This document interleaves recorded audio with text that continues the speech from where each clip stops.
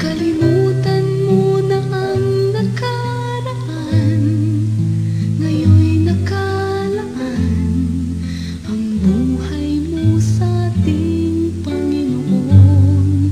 Mga dati mong gawin na palagi lang mali, at hindi ka siya sa may kapal.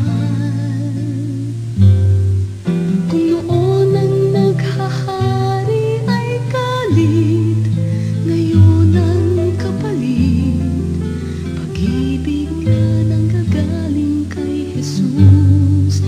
Ang bako-bakong landas tinuwid na ng Mesyas, patunayan mong ikaw ngayon'y ligtas. Mayroon bang tuwirang isip na naglinis at nagtiis, ngunit ang isinuot ay dati niyang damit? Ang alak na mamahalin, kung kailangan mang isalin, ang paglalagyan mo ba'y tapayang lumarin?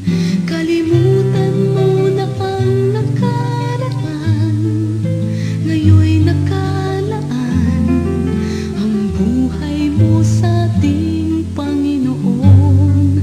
Mga dati mong gawin na palagi lang mali, at hindi ka siya sa may